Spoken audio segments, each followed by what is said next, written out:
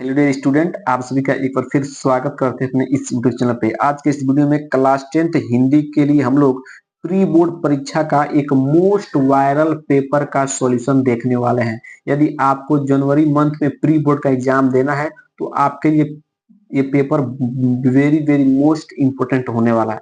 2025 exam के लिए भी इंपोर्टेंट होने वाला है। बाकी आपके प्री बोर्ड के लिए पेपर बहुत ज्यादा इंपॉर्टेंट है। तो आपको कुछ नहीं करना, बस इस वीडियो को अंत तक देखना है और इस सॉल्यूशन के, इस पेपर के एक एक प्रश्न को ध्यान से समझ लेना है। ठीक है, वेरी वेरी मोस्ट इंपोर्टेंट ये वाला पेपर होने वाला है प्री बोर्ड परीक्षा के लिए और 2025 एग्जाम के लिए। ठीक है, तो चलिए वीडियो को स्टार्ट करते हैं। और वीडियो को स्टार्ट करने से पहले यदि आप हमारे चैनल पहली बार आए तो चैनल को सब्सक्राइब कीजिएगा, वीडियो को लाइक और एक प्यारा सा कमेंट जरूर कीजिएगा। यदि आप एक कमेंट करेंगे तो इसी तरह मैं सभी सब्जेक्ट का प्री बोर्ड परीक्षा के लिए मोस्ट वायरल पेपर करा दूंगा। ठीक है, तो चलिए आपको वही पता सबसे पहले पता होना चाहिए समय आपको कितना घंटा मिलेगा। 3 घंटा 15 मिनट आपको समय मिलेगा। ठीक है, प्रारंभ के 15 मिनट परीक्षार्थियों को प्रश्न पत्र पढ़ने के लिए निर्धारित है। ठीक है, मतलब 15 मिनट क्या है, सभी बच्चों को प्रश्न पत्र पढ़ने के क्या रहेंगे, निर्धारित रहेंगे। फिर दूसरा निर्देश है कि प्रश्न पत्र 2 खंडों में विभाजित है, खंड अ और खंड ब। ठीक है, ये जो प्रश्न पत्र है आपके 2 भागों में क्या है, विभाजित है। ठीक है, खंड अ और खंड ब में। ठीक है ना, खंड अ और खंड ब में। ठीक है, तीसरा है खंड अ के 20 ब विकल्पीय अंक 20 अंकों कराएंगे, जिनका उत्तर ओ मार्कशीट पर क्या करना पड़ेगा, आपको भरना पड़ेगा। ठीक है, तो ये निर्देश आप खुद पढ़ सकते हैं, ये आप निर्देश पढ़ लीजिएगा। बाकी हम लोग डायरेक्ट चलते हैं प्रश्नों पर और एक एक प्रश्न का हम लोग सॉल्यूशन देख लेते हैं। ठीक है, ध्यान से एक एक प्रश्न समझिएगा, कोई दिक्कत नहीं होगा, इसका सॉल्यूशन एकदम अच्छे से करेंगे। ठीक है, तो चलिए अब पहला प्रश्न अब क्या है, पहला प्रश्न बाबू, पहला प्रश्न है कि शुक्ल युग के सशक्त आलोचक एवं निबंधकार का नाम है।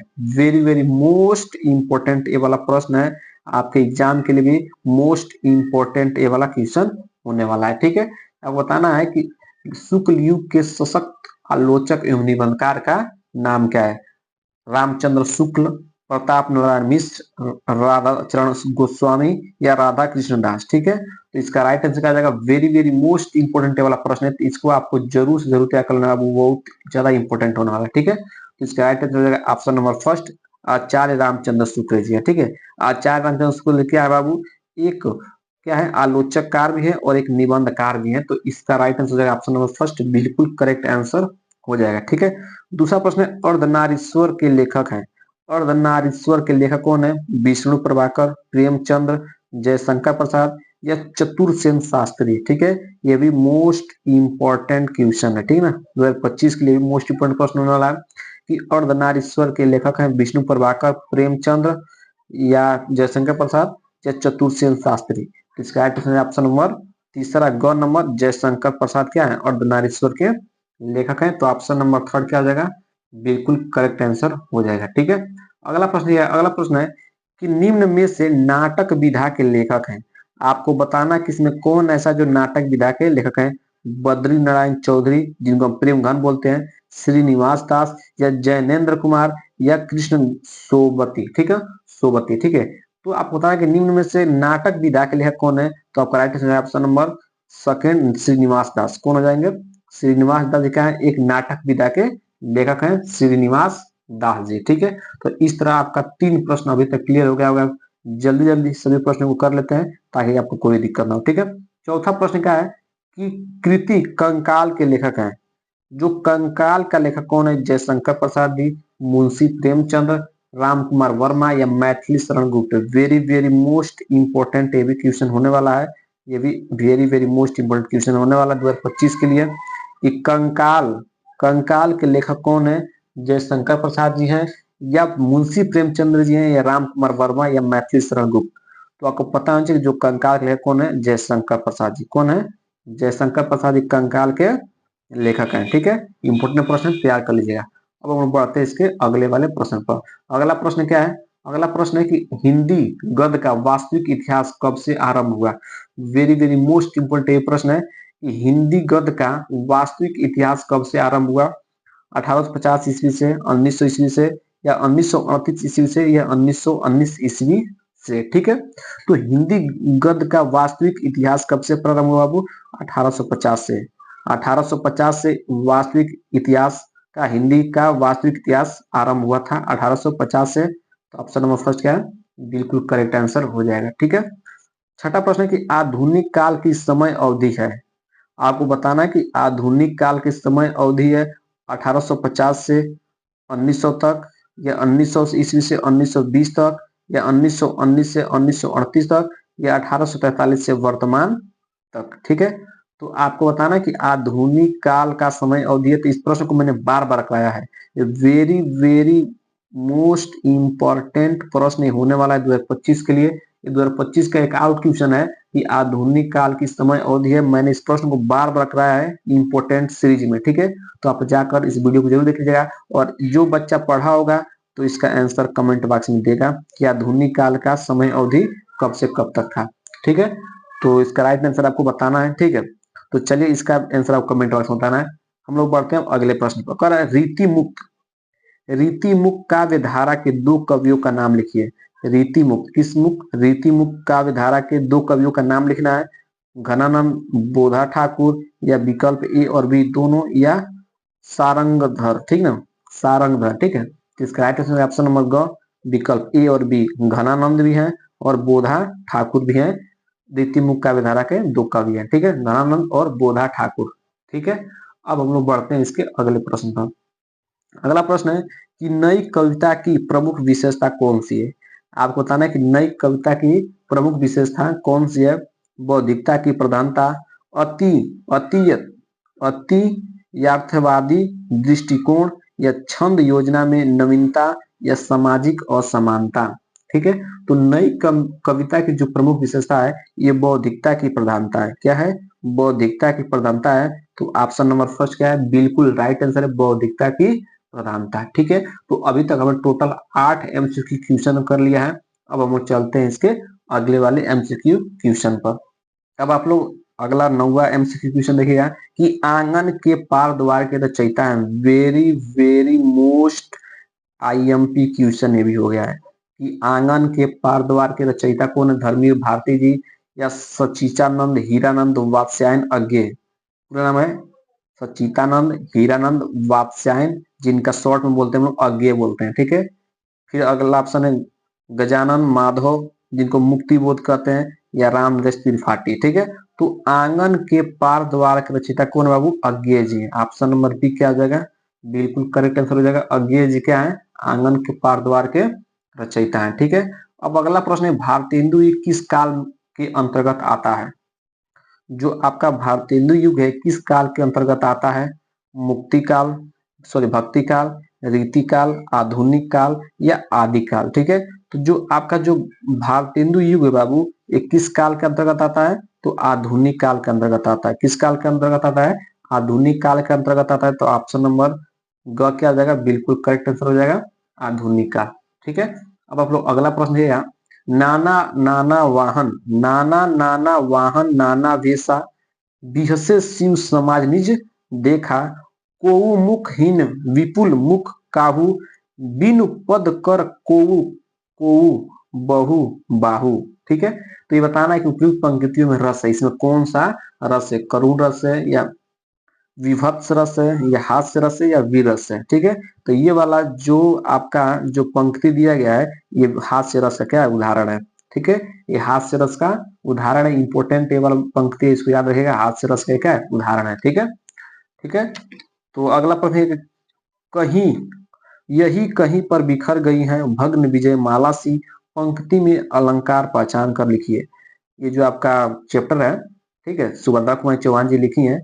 यही कहीं पर बिखर गई है भग्न विजय माला सी, पंक्ति में अलंकार पहचान कर लिखिए। भ्रांतिमान है, उपमा है, रूपक है, या उत्प्रेक्षा है। ठीक है, तो इस पंक्ति में कौन सा अलंकार है? उपमा अलंकार है। कौन अलंकार है? उपमा अलंकार है। तो ऑप्शन नंबर क्या हो जाएगा? बिल्कुल सही हो जाएगा। ऑप्शन नंबर बी बिल्कुल करेक्ट हो जाएगा, उपमा अलंकार। ठीक है, अब आप लोग इसका अगला प्रश्न है। अगला प्रश्न क्या है कि जिनके आगे ठहर सके जंगी न जहाजी, जिनके आगे ठहर सके जंगी न जहाजी, है ये वही प्रसिद्ध छत्रपति भू शिवाजी। भू शिवाजी। ठीक है, तो इस पंक्ति में छंद है, रोला छंद है, कुंडलिया है, या सोठा, या दोहा है। ठीक है, तो जिनके आगे ठहर सके जंगी न जहाजी, है ये वही प्रसिद्ध छत्रपति भूप शिवाजी।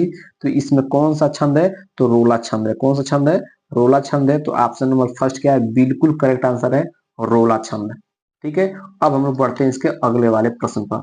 अगला प्रश्न है, निम्न में नीर उपसर्ग कौन से शब्द में प्रयुक्त हुआ है? आपको बताना है कि जो नीर है ये उपसर्ग किस शब्द में प्रयुक्त हुआ है, निवास में, निर्वाह में, निवेश में या सुमार्ग में। ठीक है, तो उपसर्ग क्या होता है? आप उपसर्ग जानते हैं कि जो शब्द से पहले जुड़ता है उसे उपसर्ग कहते हैं। ठीक है, जो शब्दों का आगे जुड़ता है, तो आपको बताना है कि नीर उपसर्ग कौन से शब्द में प्रयुक्त हुआ है, निवास में, निर्वाह में, निवेश में या सुमार्ग में। ठीक है, तो ऑप्शन नंबर क्या आ जाएगा? ऑप्शन नंबर आपका क्या? ऑप्शन नंबर आपका बी क्या हो जाएगा? बिल्कुल करेक्ट आंसर हो जाएगा ऑप्शन नंबर ख। ठीक है, बिल्कुल क्या आ जाएगा? वो करेक्ट आंसर हो जाएगा। आशा करते हैं कि ये भी प्रश्न क्लियर हो गया, कोई दिक्कत नहीं हुआ होगा। ठीक है, अगला प्रश्न है कि भीमार्जुन में समास है। आपको बताना है कि भीमार्जुन में समास है, द्विगु समास है, कर्मधारय समास है, द्वंद्व समास है या बहुब्रीहि समास है। ठीक है, तो जो भीमार्जुन में समास कौन सा है आपका? द्वंद्व समास है। कौन समास है? द्वंद्व समास है। ऑप्शन नंबर ग क्या आ जाएगा? बिल्कुल करेक्ट आंसर हो जाएगा कि भीमार्जुन में समास है, द्वंद्व समास है। ऑप्शन नंबर ग बिल्कुल करेक्ट हो जाएगा। ठीक है, अब हम लोग चलते हैं इसके अगले प्रश्न पर। अगला प्रश्न है, गरगर शब्द का तद्भव शब्द होगा। आपको बताना है कि गरगर शब्द का तद्भव शब्द होगा गोबर, गात, गोरा या गागर। ठीक है, तो जो आपका गरगर शब्द का तद्भव शब्द होगा कौन होगा? गागर होगा। कौन होगा बाबू? गागर होगा। तो ऑप्शन नंबर डी मतलब घ बिल्कुल करेक्ट आंसर गागर। ठीक है, गरगर शब्द का तद्भव शब्द क्या होगा? गागर होगा। ठीक है, अगला प्रश्न है कि तद नपुंसकलिंग है जो शब्द का चतुर्थी विभक्ति एक वचन का रूप होगा। ये भी आंसर आप कमेंट बॉक्स में बताना है। ठीक है, इसका भी आंसर आप खोज के कमेंट बॉक्स में बताना है कि तब जो शब्द चतुर्थी विभक्ति एक वचन का रूप कौन है? तत् या तद या तस्यः या तेसाम या तस्मय। ठीक है, इसका राइट आंसर आप कमेंट बॉक्स में बताना। देख रहे हैं कौन बच्चा इसका आंसर कमेंट बॉक्स में देता है। ठीक है, जो व्यक्ति परिश्रमी होता है, वह अवश्य सफल होता है, वाक्य का सरल वाक्य में रूप होगा। इसका पहला ऑप्शन है, जो व्यक्ति परिश्रम करता है वह अवश्य सफल होता है, या परिश्रमी व्यक्ति अवश्य सफल होता है, या जो व्यक्ति सफल होता है वह अवश्य परिश्रमी होता है, व्यक्ति परिश्रमी होता है इसीलिए सफल होता है। ठीक है, तो इसका right answer option number first, जो व्यक्ति परिश्रम करता है वह अवश्य सफल होता है। ठीक है, तो ऑप्शन नंबर फर्स्ट क्या जाएगा? बिल्कुल करेक्ट आंसर हो जाएगा। ठीक है, और हम चलते हैं अगले प्रश्न पर। अगला प्रश्न क्या है कि आओ अब चलते हैं वाक्य का भाववाच्य में रूप होगा आओ चले, या आओ अब चला जाए, या दोनों विकल्प सही है, या इनमें से कोई नहीं। ठीक है, तो आओ अब चलते हैं वाक्य का भाववाच्य में रूप होगा आओ आओ अब चला जाए, तो ऑप्शन नंबर दूसरा क्या आ जाएगा? बिल्कुल करेक्ट हो जाएगा, आओ अब चला जाए। ठीक है, अगला प्रश्न है, घर के साथ ही एक बगीचा होता था। घर के साथ ही एक बगीचा होता था। पहला ऑप्शन है संबंध बोधक अवयव क्या बता रहा है? घर और बगीचे के बीच संबंध दर्शा रहा है, या समुच्चय बोधक अव्यय घर और बगीचे को जोड़ना। ठीक है, घर और बगीचे को जोड़ना। क्रिया विशेषण स्थानवाचक होता था कि विशेष था, या निपात। ठीक है, तो इसका राइट आंसर क्या हो जाएगा? ऑप्शन नंबर बिल्कुल ख क्या हो जाएगा? अगर ऑप्शन नंबर बी क्या हो जाएगा? बिल्कुल करेक्ट हो जाएगा कि समुच्चय बोधक अव्यय घर और बगीचे को जोड़ना। ठीक है, तो इस तरह हमने क्या किया? सबसे पहले 20 एमसीक्यू क्वेश्चन को कंप्लीट कर लिया है। बाकी आपका जो भी अगला प्रश्न है खंड बॉय, अब यहाँ से खंड बॉय स्टार्ट होगा कि निम्नलिखित गद्यांशों में से किसी एक के नीचे दिए गए प्रश्नों के उत्तर लिखिए। ठीक है, आपको 2 गद्यांश मिलेगा। आपको कितना गद्यांश मिलेगा? आपको 2 गद्यांश मिलेगा, और उन दोनों गद्यांश में किसी एक गद्यांश को सॉल्व करना है, और कितने नंबर रहेगा? 6 नंबर का ये आपका प्रश्न रहेगा। ठीक है, जिससे लेकर आपको 3 प्रश्न पूछेगा। सबसे पहले पूछे आप संदर्भ लिखिए, फिर आप रेखांकित अंश की व्याख्या लिखिए, फिर आपसे एक और कोई प्रश्न पूछेगा। सभी प्रश्न 2-2 नंबर के रहेंगे। ठीक है, तो बाकी हम लोग खंड ब को अगली वीडियो में सॉल्व कर लेंगे। इस वीडियो में केवल 20 के प्रश्न को रन देते हैं। बाकी अगले वीडियो हम लोग क्या करेंगे? खंड ब के जितने भी सवाल है उसको हम लोग कवर कर लेंगे। तो वीडियो कैसा लगा कमेंट बॉक्स में जरूर बताइएगा। यदि आप कमेंट करेंगे तभी मैं इसका पार्ट नंबर 2 लाऊंगा खंड ब के लिए।